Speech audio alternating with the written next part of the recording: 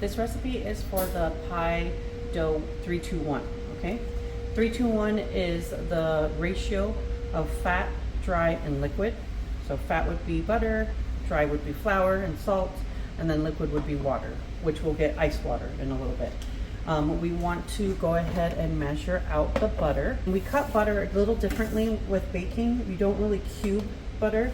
We like to do long, thin planks, and we will measure out 230. It's about half of a block of butter, and you'll use the butter for other items for today, so you might need this whole block. Right, we have our butter. Why we cut it into planks, it's so that it's easier for the flour to coat, and then it's also easier for the butter to cut into the flour. And you want that pea-sized structure so that you're technically emulsifying the butter into the flour. And I do like a pinch twist kind of thing, where I'm just moving the butter through my fingers, always trying to collect more flour so that the butter doesn't melt with the heat of my hands. You definitely want to do this without gloves so that you can really get the butter to cut into the flour. Okay, we've been pinching the butter into the flour, and so I'm taking all the larger pieces and making sure I cut it into the flour. And you can see that it kind of feels like wet sand at this point, where it can mold a little bit, but then it breaks apart really easily with some pressure. And then at this point, I'll go ahead and add the salt, give it a good toss, find any more big clumps. And then we need about 120 grams of ice water. So you can see about 120 grams right there. And then you'll do a little well.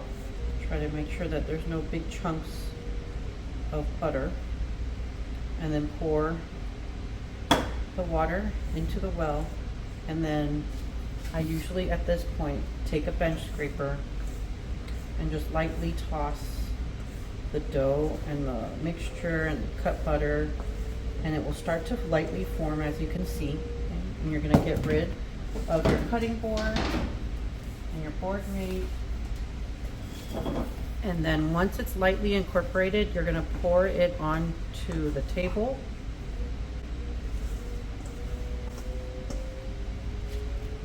And it's okay if it's crumbly, just lightly put pressure on it.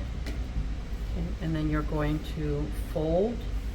You're going to pretend this is one sheet and just fold. And then gather all the items again, give it a turn. Press it. You're creating the layers so that it can be that flaky pie crust that you're looking for. You do it again. Fold, turn, and press.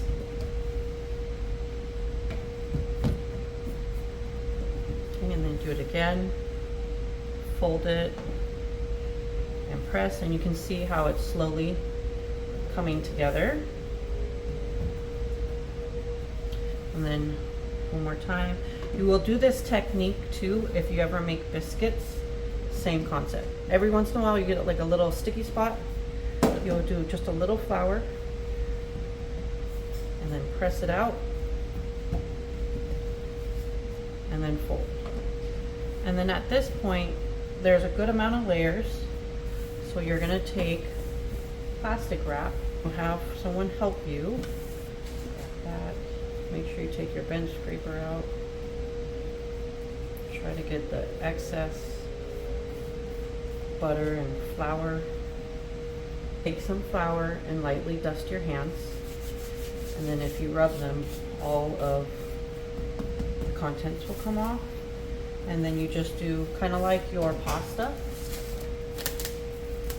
You do a light fold.